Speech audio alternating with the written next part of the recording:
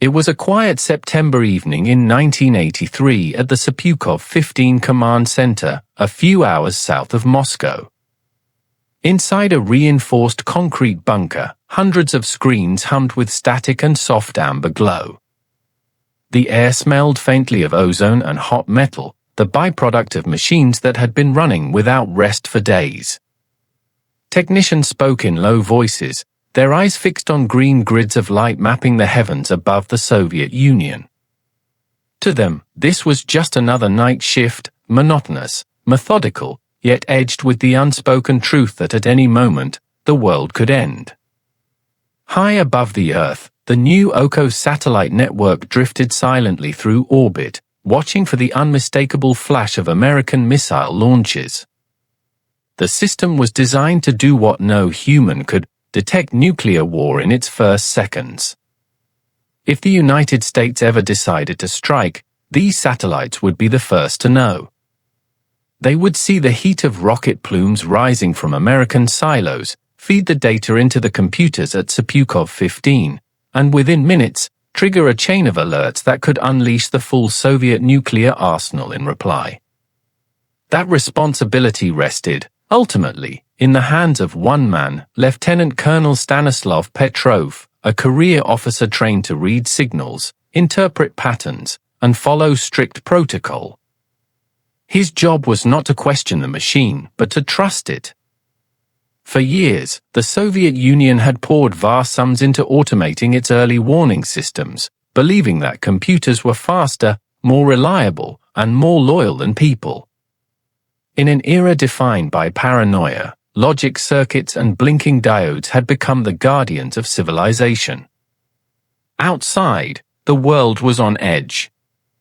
Just months earlier, the United States had shot down a South Korean airliner that had strayed into Soviet airspace, killing 269 people.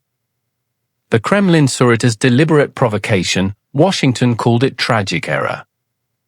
Meanwhile, NATO prepared for massive military exercises in Europe, drills that Soviet intelligence feared might be cover for an actual invasion. The leadership in Moscow, old, secretive, and deeply suspicious, had ordered full readiness. In those days, the idea that the West might launch a surprise nuclear strike was not seen as fantasy, but as inevitability. As midnight approached, Petrov poured himself another cup of instant coffee and leaned back in his chair.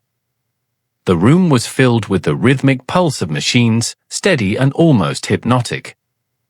Then, without warning, one of the monitors turned crimson. A sharp electronic alarm pierced the silence. On the central display, a single word appeared in bold letters: launch.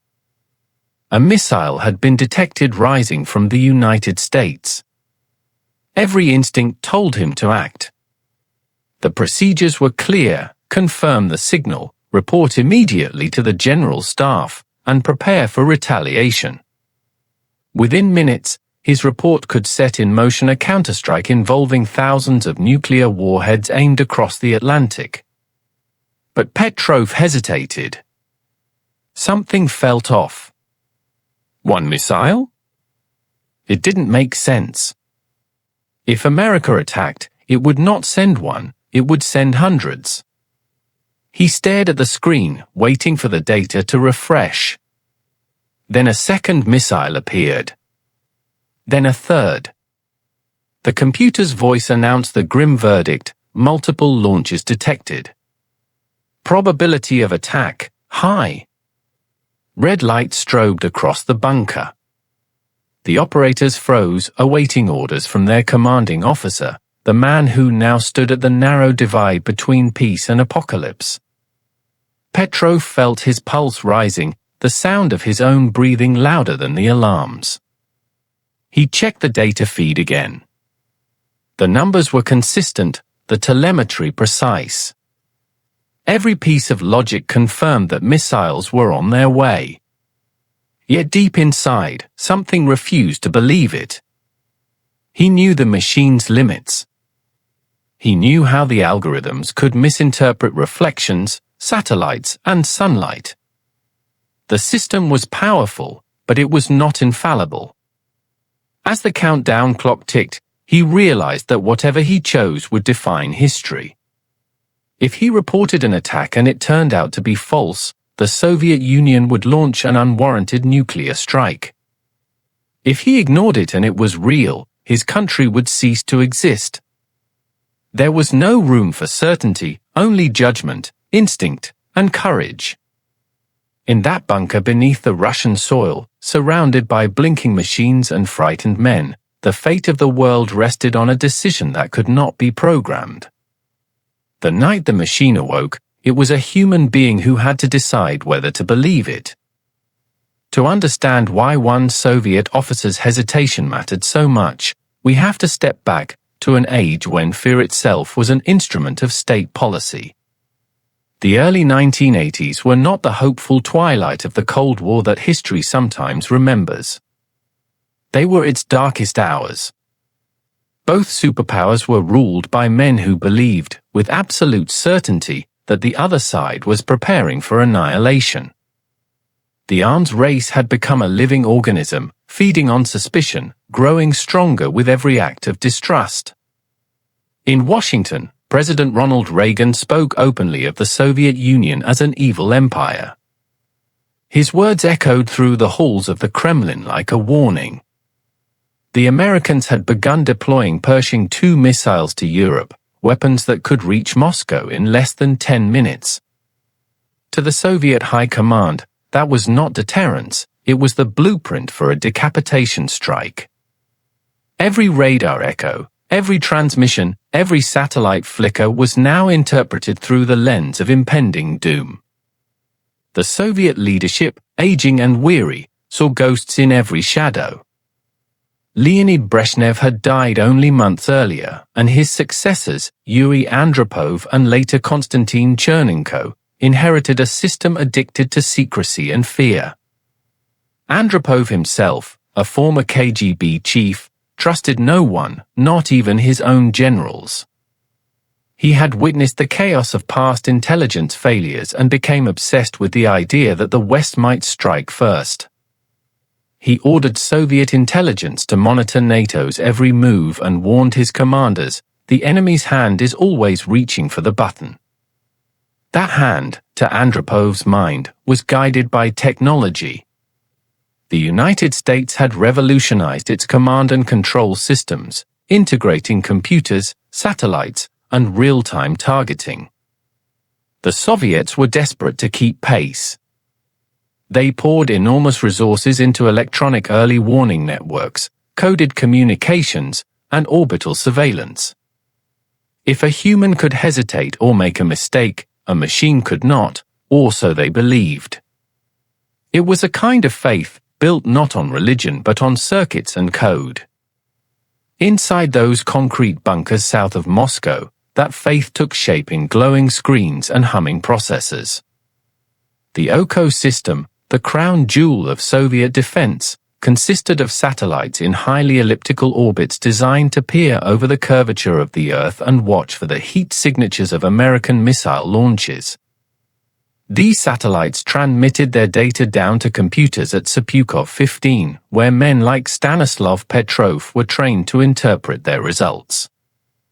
The machines had no emotion, no fatigue, no political bias, just algorithms.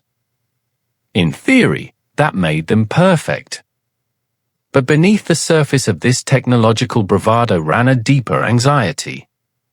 Soviet engineers knew their systems were fragile. The satellites had limited fields of view, their sensors were sensitive to light interference. Ground-based radar couldn't see beyond the horizon. In the moments between launch and impact, just 20 to 30 minutes, the only thing standing between civilization and destruction was a string of imperfect machines linked by cables and faith. And that faith was tested constantly. In November 1983, NATO would begin a massive exercise called Able Archer, a simulation so realistic that Moscow briefly believed it was a prelude to a real nuclear attack. Soviet bombers were armed, missile crews placed on alert, and the entire chain of command stood one signal away from retaliation. It was a world where drills could start wars, and silence could be mistaken for deception. By the time Petrov took his post that September, the Soviet Union was caught in a loop of perpetual readiness. Generals practiced the end of the world as if it were an ordinary maneuver. The bunker at Sepukov 15 was a symbol of that paradox, a fortress built to ensure survival, yet constantly preparing for extinction. The officers who worked there were not just soldiers, they were custodians of the apocalypse. They lived by procedure. Every move was scripted, every command verified through layers of bureaucracy. Yet the truth, unspoken but deeply felt, was that no system could truly handle the enormity of what it claimed to control. The missiles, once launched, could never be called back. There would be no second chances, no appeals, no forgiveness. In the heart of this machinery of fear, the line between caution and catastrophe had become paper-thin. The Soviets had trusted their computers to keep them safe, but in doing so, they had created something more dangerous than any weapon, an illusion of certainty. And on that September night, when alarms began to sound in the bunker, that illusion would begin to crack. The story of the Soviet computer that nearly started a nuclear war begins decades earlier, in an age when paranoia became policy and technology was seen as salvation. After the shock of America's early space triumphs, the launch of Sputnik followed by the Apollo missions, Moscow understood that whoever mastered the skies would also master survival. From the late 1960s onward, the Soviet Union began pouring unimaginable resources into its military-industrial complex, determined to match the United States radar for radar, satellite for satellite, and algorithm for algorithm. It was within this feverish atmosphere that the idea of an automated early warning system was born. The Americans had their NORAD command deep inside Cheyenne Mountain, guarded by layers of sensors and radars scanning the heavens. The Soviets wanted their own eye in the sky, an all-seeing electronic sentry that could detect the heat of a missile launched the instant it left American soil. The project was called OKO, the Russian word for sky. To the men who built it, it would become both a shield and a sword, the ultimate guardian of the motherland. In dusty research facilities outside Moscow, engineers worked night and day under immense secrecy. Many were veterans of the space program, redirected from launching rockets to detecting them. They designed satellites with infrared sensors capable of spotting the fiery exhaust plumes of intercontinental ballistic missiles against the dark backdrop of Earth. But space was unforgiving. The satellites had to survive brutal temperature swings, radiation, and the constant threat of failure. Even a small error in calibration could mean mistaking sunlight glinting off clouds for a missile launch.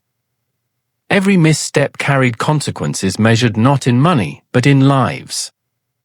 The network they envisioned would consist of a constellation of satellites in highly elliptical orbits, passing over the northern hemisphere and watching the horizon of the United States.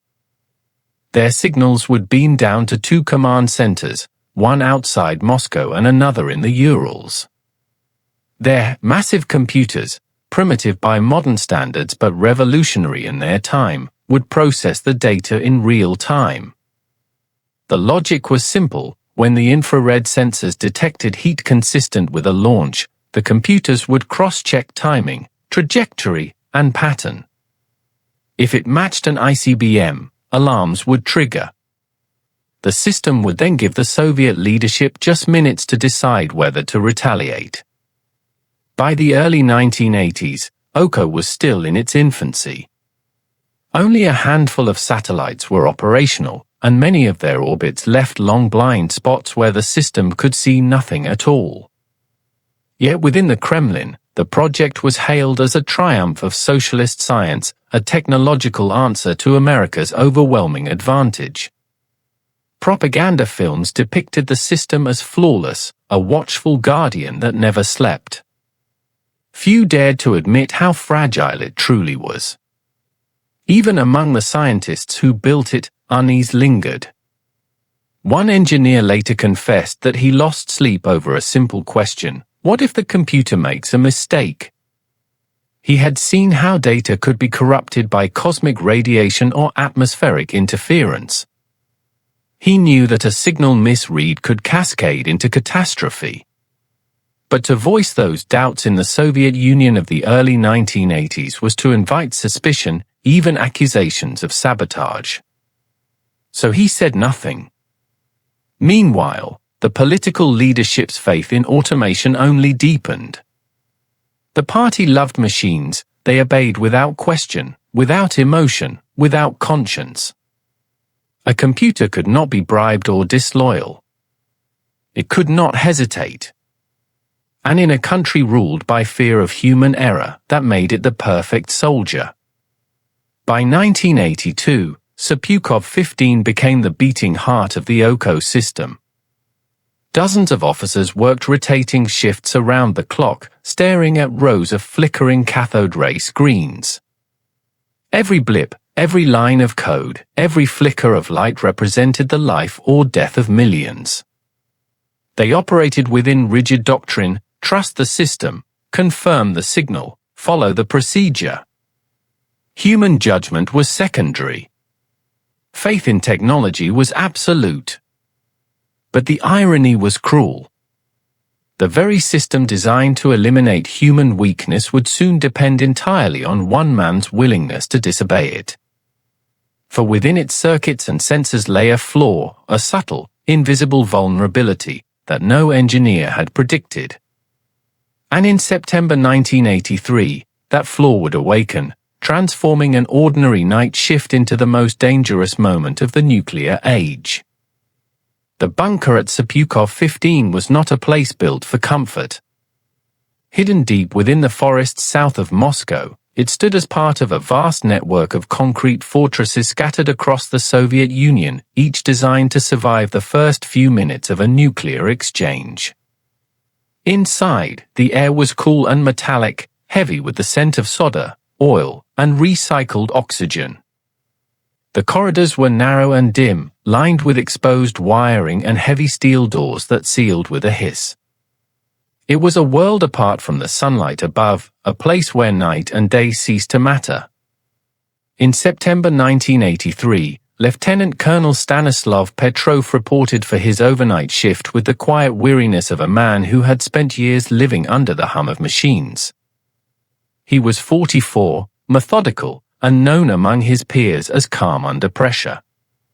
His job was deceptively simple: monitor the satellite feeds, verify potential missile launches, and alert the chain of command if the system detected anything suspicious. But beneath that simplicity lay unimaginable weight. A single mistake could end civilization. Outside, the Cold War had reached its fever pitch. Only 3 weeks earlier, the Soviet Union had shot down Korean Airlines Flight 007, a civilian Boeing 747 mistaken for an American spy plane. The incident killed all 269 people aboard, including a U.S. congressman, and provoked global outrage. In the Kremlin, fear turned to obsession. The Americans, they believed, might use the crisis as cover for a nuclear first strike. Every radar ping, every satellite blip, every unexplained signal now carried the shadow of apocalypse. Petrov's shift began uneventfully. The technician spoke softly, sharing jokes and cigarettes between status checks. The glow of their screens painted the room in a dull amber haze. Data scrolled endlessly across the displays: numbers, coordinates, codes, a language of pure logic, devoid of emotion. In the corner, a wall-mounted clock ticked softly, marking each second with mechanical precision. Then, just past midnight, a sharp alarm shattered the calm. One of the main screens turned crimson, and the control room filled with a harsh electronic tone that made conversation impossible. On the display, a line of text appeared: launch detected, United States. The system had identified the unmistakable heat signature of a ballistic missile rising from American soil. For a heartbeat, no one moved. Then the room exploded into motion, operators calling out readings, printers spitting paper, radios crackling with bursts of static. Petrov stepped forward, staring at the screen. The coordinates corresponded to a U.S. missile base in Montana. According to protocol, he was required to pick up the red phone and report the detection immediately. That single call would set in motion the entire Soviet nuclear response system. But something felt wrong. Petrov had been trained to expect an overwhelming first strike, hundreds of launches designed to cripple command centers and silos simultaneously. One missile made no sense. It was too small, too isolated, too deliberate. He ordered his team to maintain calm and monitor the signal. Seconds later, another alert blared. Then another. 5 missiles this time. The system's probability readout climbed to 98%, attack confirmed. Red lights pulsed along the control boards, casting frantic shadows across the officers' faces. One technician crossed himself, another whispered that this was the beginning of World War III. Petrov's instincts battled against his training. Every display screamed attack, every procedure demanded action. Yet his mind refused to accept it. He had spent years studying the OCO system, knew its weaknesses, its quirks, its ghosts. The data looked too clean, too symmetrical, as if generated by the machine itself rather than the chaos of a real launch. He waited. Every second felt like an hour. Somewhere above the clouds, the satellites continued their orbit, feeding back streams of numbers that could determine the fate of humanity. His superiors were expecting an immediate report. The longer he delayed, the greater his personal risk. If he was wrong, if American missiles really were inbound, his hesitation would do millions. He glanced at the technicians, young men barely out of training, all looking to him for orders. Outside, the autumn wind swept through the forest, rustling leaves that no one would hear if the missiles were real. In that moment, the line between duty and conscience blurred. Finally, Petrov lifted the receiver. His voice was steady, almost detached. He reported a system malfunction, false alarm. The command center at higher headquarters acknowledged, confused but compliant. The red lights continued to flash for another few minutes before fading back to the steady green of standby. Then silence. The kind of silence that feels earned, not given. The officers sat motionless, too stunned to speak. No explosions came, no shockwaves, no confirmation of war. The world outside continued as before, oblivious to how close it had come to ending. In the stillness that followed, Petrov leaned back in his chair and exhaled slowly. He didn't know it yet, but he had just overridden one of the most sophisticated computer systems on Earth, and by doing so, had likely saved it. The clock on the wall read 0:15 hours. In that silent bunker south of Moscow, 20 minutes separated peace from the end of civilization. The red indicators still glowed faintly on the consoles, the last echoes of the alert that had paralyzed everyone inside. The data stream continued to flow from the satellites, relentless and impersonal, as though unaware that the world itself might be hanging in the balance. Lieutenant Colonel Stanislav Petrov sat motionless at his console, his eyes fixed on the lines of code scrolling past. His subordinates waited for instructions, hands trembling slightly over keyboards and communication panels. The alarms had fallen quiet, but the atmosphere had not recovered. It felt as though the air itself was holding its breath. Every doctrine, Every training manual told him what to do next: verify, confirm, and report. If confirmed, the General Staff would pass the signal up the chain, first to the Soviet Air Defense Command, then to the Strategic Rocket Forces, and finally to the Politburo. Within minutes, the missiles would be armed. The launch keys would turn in their silos across the vast steppe. The retaliation would be automatic, unstoppable. Yet Petrov could not bring himself to say the words. He felt a strange calm, the kind that comes not from certainty but from clarity. Something about the alert didn't make sense. If the United States had decided to strike first, they would unleash everything at once. One missile, or even 5, would achieve nothing but their own destruction. He had studied American strategy for years. This was not it. He leaned closer to the monitor, studying the numbers. The trajectory calculations were shallow, almost vertical, not consistent with an ICBM path. The infrared readings showed perfect symmetry between the launches, as if drawn from an algorithm, not a battlefield. And the satellites, those fragile eyes in the sky, were still new, still untested. He remembered the engineer's warning that sunlight reflected off high-altitude clouds could confuse the sensors. He had dismissed the possibility at the time. Now, it was the only explanation that felt human. Behind him, a young lieutenant whispered, "Comrade Colonel, what are your orders?" The question hung heavy in the room. Orders. The word carried the weight of duty, but also of annihilation. To follow procedure meant trusting the machine, to ignore it meant defying the entire Soviet command structure. Petrov rubbed his temples and thought of his family sleeping at home, unaware that their lives, and everyone else's, might hinge on a single decision. He thought of the men in the American silos, probably sitting just as he was, waiting for a signal that might never come.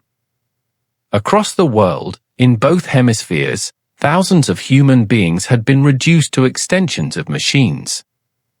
The clock advanced. 15 minutes to impact, if the data were real. He had no way to confirm. Ground radar would not detect incoming missiles until they crossed the polar horizon, and by then, it would be too late. The Soviet system was built for speed, not certainty. It demanded obedience before proof. Petrov knew what disobedience meant. Court-martial. Disgrace. Perhaps worse. Yet the thought barely registered. The idea of launching a full nuclear response on the word of a machine felt obscene, even suicidal. Computers make mistakes, he murmured under his breath, almost to himself. At 0:22 hours, the console flickered again. Then, just as suddenly as it had begun, the false signals disappeared. The satellite feed returned to normal. The launch icons vanished. The computer confirmed, no incoming missiles detected. No explosions. No radio intercepts. No seismic readings. The Earth remained still. The attack had never existed. In the aftermath, Petrov ordered his men to stand down but report nothing further until the system could be checked. The officers exchanged uncertain glances, half relieved, half afraid of what the silence might mean. Some expected the next shift to arrive and drag them all away for questioning. Others stared blankly at the consoles, unwilling to believe that it was over. Minutes passed. The tension slowly ebbed, replaced by exhaustion. Petrov sat alone, the hum of the machines returning to their steady rhythm. His coffee had gone cold, untouched since before the alarm. He took a sip anyway, the bitterness grounding him in the present. He had disobeyed an automated command chain in the most rigid military system on Earth. He had made a human choice where the world expected machine precision. And because of that, life continued outside the bunker walls. Children would wake for school, factories would open, birds would rise into the morning air. But for Petrov, the night would not end. He knew that once he filed his report, the questions would begin. Why had he ignored the alert? Why had he chosen intuition over data? In a nation that worshipped procedure, there was little reward for doubt. As dawn approached, pale light filtering through the surface vents, he stepped outside for the first time in hours. The forest was silent, dew clinging to the grass, mist rising over the treetops. The world looked exactly as it had before, unchanged, indifferent. And yet, somewhere in that stillness, a man understood that everything had almost ended. When dawn broke over Sapukov 15, the crisis seemed to dissolve like mist. The technicians moved through the motions of routine once more, running diagnostics, logging data, and pretending that nothing extraordinary had happened. But beneath the quiet hum of machinery, a nervous current lingered. Everyone knew the system had screened attack, and everyone knew their commanding officer had chosen to ignore it. No one said the words aloud, yet the silence itself was heavy with fear. Lieutenant Colonel Stanislav Petrov wrote his incident report in careful, deliberate handwriting. Every word mattered. He described the alerts as anomalous readings and avoided using the word false. He noted that he had verified the signal according to procedure and found it unreliable. The phrasing was cautious, bureaucratic, designed to protect him as much as to describe what had happened. In the Soviet military, truth was always subordinate to survival. Hours later, when the higher command reviewed the data, engineers and officers gathered around the same glowing consoles to find out what had gone wrong. The satellite logs were clean. The system had not malfunctioned. It had done exactly what it was programmed to do, detect rapid heat signatures consistent with missile launches. The machines had told the truth as they understood it. The error, they decided, lay not in the circuits but in the sky itself. Far above the Earth, sunlight had caught the upper edges of thin, high-altitude clouds over the Great Plains of America. The geometry of the satellite's orbit and the curvature of the planet had combined in a perfect, disastrous alignment. The reflected light reached the OCO satellite sensors at precisely the angle that mimicked the infrared flare of a rocket leaving its silo. The computer interpreted the pattern as multiple simultaneous launches, confirmed by its algorithms, and passed the alert to the command center. It was, in every technical sense, a flawless error. The discovery was chilling. The system had functioned perfectly, and still nearly ended the world. It revealed an uncomfortable truth that the Soviet engineers had long suspected but never dared to state openly: no technology, no matter how advanced, could fully eliminate uncertainty. The moment you trusted a machine to decide life and death, you had already surrendered the one thing that made humanity different: judgment. In the debriefing that followed, Petrov stood before a panel of officers and scientists in a cold, windowless room. They asked him the same question, again and again: why did you not report the attack? He answered calmly each time: because I did not believe it was real. He spoke with the measured composure of a man who had nothing left to lose. The panel members took notes, exchanged glances, and avoided looking directly at him. Officially, they could neither condemn nor commend his decision. He had broken protocol, but saved them all. Outside those rooms, the incident was buried in secrecy. No announcement was made, no record appeared in the press. The Soviet Union could not admit that its most sophisticated defense system had mistaken clouds for missiles. To acknowledge such a flaw would be to reveal weakness, to show that beneath the veneer of power and precision, the Empire's defenses were held together by luck and human hesitation. But word spread quietly among the engineers. They examined every circuit, recalibrated every satellite, and wrote new safety checks into the code. Yet the underlying fear remained: if sunlight and clouds could trick the machine once, they could do so again. Some whispered that the next officer might not be so cautious, that the next Petrov might choose to obey instead of doubt. For the rest of that week, Petrov continued his duties, walking the same narrow corridors, drinking the same bitter coffee, pretending that nothing had changed. Yet something had. He no longer looked at the machines the same way. He had seen their confidence, their precision, their cold certainty, and how easily it could turn lethal. The blinking consoles no longer inspired trust, they inspired pity. One evening, after another long shift, he returned to his small apartment outside Moscow. His wife was already asleep. He sat alone at the kitchen table, the lights dim, the clock ticking softly. On the wall hung a framed photo of his family, taken on a summer day long before his posting to Sepukov 15. For a long while, he simply stared at it. The world had come within minutes of ending, and no one outside those walls would ever know. Somewhere above the planet, the satellites continued their endless orbits, still watching the horizon, still interpreting the light. They had no conscience, no memory, no understanding of what they had almost done. The machines had gone back to sleep. But for Petrov, the sky had changed forever. In the official record, Lieutenant Colonel Stanislav Petrov's actions that night were barely mentioned. The incident was classified as a technical anomaly, an internal footnote buried among thousands of pages of Cold War bureaucracy. No medals, no commendations, no speeches. To the system he had served so faithfully, he was simply a man who did not follow procedure.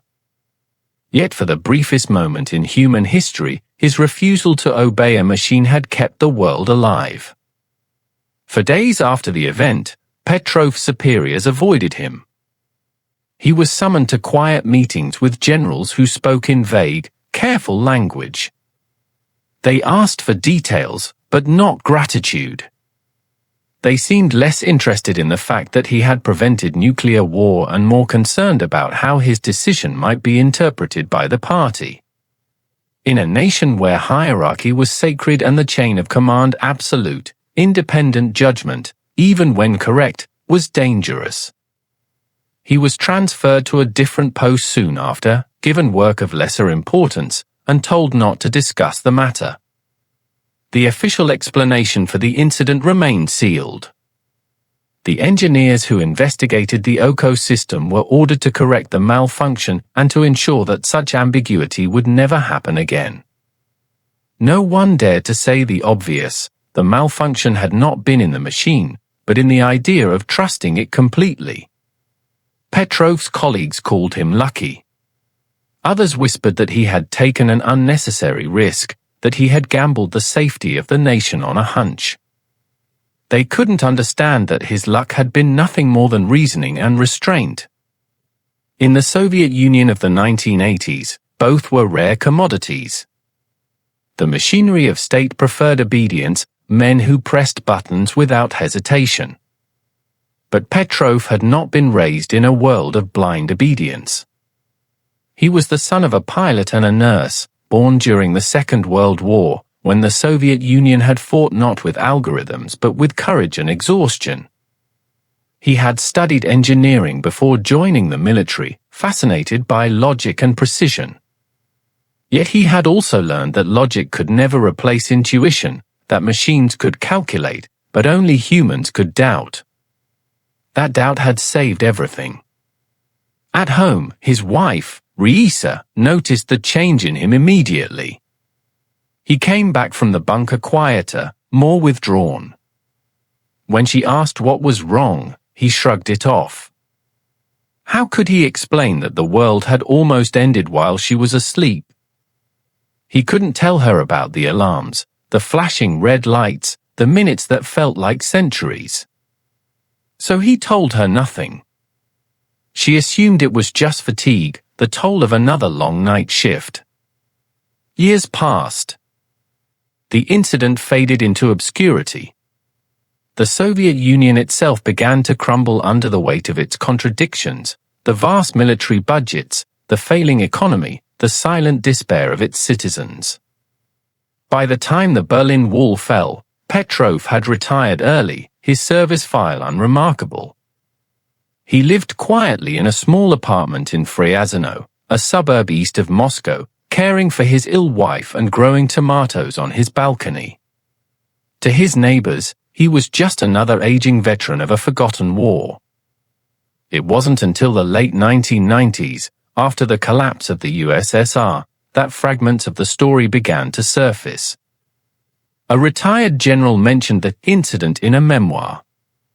Western journalists, hungry for Cold War secrets, began to investigate. Eventually, Petrov's name emerged, a ghost from a moment no one had ever heard of. When reporters found him, he seemed almost embarrassed by the attention. "I was just doing my job," he told them. "I didn't see myself as a hero. I only did what seemed logical." But the logic he spoke of was deeper than programming. It was the kind of human logic that machines can never replicate, the ability to sense absurdity, to recognize when the world doesn't make sense, even when data insists it does. The logic of conscience. The logic of survival. He was invited to the United Nations, honored by humanitarian organizations, and featured in documentaries. Yet none of it changed his life. He remained modest, even skeptical of praise. "I am not a hero," he said quietly in one interview. "I was just the right person at the right time. That's all." The truth was simpler and far greater. In an age when the world trusted computers to protect it, one man's refusal to trust them had preserved humanity itself. Petrov had stood at the intersection of logic and madness and chosen humanity. History rarely rewards restraint. It glorifies the generals who win wars, the leaders who make speeches, the scientists who invent new weapons. It seldom remembers the ones who choose not to act, those who hold their silence when the world demands noise. Stanislav Petrov was one of those men. The night he ignored the machine's warning, he changed the course of history, and almost no one knew it. In the years that followed, his name slipped quietly through the cracks of time. The official report on the 1983 incident remained locked in Soviet archives, stamped with a simple phrase, "classified." The event existed only as rumor among the engineers and officers who worked the OCO system. Most didn't even know who had been on duty that night. And within a year, a new series of satellites was launched, their sensors recalibrated, their algorithms rewritten, as if technology itself could erase what had happened. For Petrov, there was no ceremony, no medal, not even a formal acknowledgement. When his wife asked why he had been reassigned to less critical work, he only smiled weakly and said it was time for a change. She would die in 1997, never knowing how close she had come to disappearing along with everyone else. He kept the truth from her, not out of secrecy, but out of mercy. By the late 1990s, the Soviet Union was gone, but its ghosts lingered. New Russia had no use for old Cold War heroes, especially those who had disobeyed orders. Petrov lived on a small pension, surrounded by fading photographs and the soft hum of a broken refrigerator. His television, an aging Soviet model, flickered with endless news about new wars, new crises, new threats. He watched them all with the same quiet disbelief, wondering if anyone, anywhere, had truly learned from the machine that almost ended everything. Then, one day, a letter arrived. It was from a German filmmaker who had read a declassified report and traced the name of the officer on duty at Sepukov 15. The letter invited him to tell his story. At first, Petrov ignored it. But curiosity, or perhaps conscience, eventually led him to respond. When he finally spoke to the world, his tone was as calm and analytical as it had been that night. "I only did what any human should do," he said. "I didn't want to start a war." Western journalists and documentary crews descended upon his small apartment, expecting to meet a hero. What they found was a thin, reserved man with kind eyes and a voice tinged by exhaustion. He spoke slowly, precisely, as if measuring every word. When asked if he had ever been afraid, he smiled faintly. "Of course," he said. "But fear is not always an enemy. Sometimes it keeps you human." Recognition came late and quietly. The United Nations gave him a Peace Award. He traveled abroad a few times, shaking hands with people who called him the man who saved the world. Yet when the applause faded and the lights dimmed, he always returned to his modest flat, to the same kitchen table, the same solitude. He was not bitter, only certain that history had no use for quiet men. In one of his final interviews, Petrov reflected on that night in 1983. "I was trained to trust the system," he said softly. "But I learned that even the best system is built by humans, and humans make mistakes. Machines don't feel responsibility. People do." It was a lesson both simple and profound, one that every generation must relearn as it builds new machines to think and decide in its place. Petrov died in 2017, quietly and alone. His passing went unnoticed for months until a journalist tried to contact him for a follow-up story. By the time the world realized he was gone, his small apartment in Fryazino had already been cleared out.